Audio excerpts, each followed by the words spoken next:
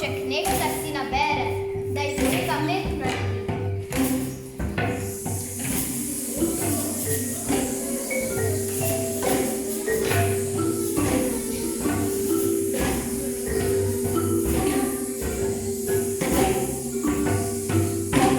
Medtem ko do Fanja leti, še kakšno rožo vpraši.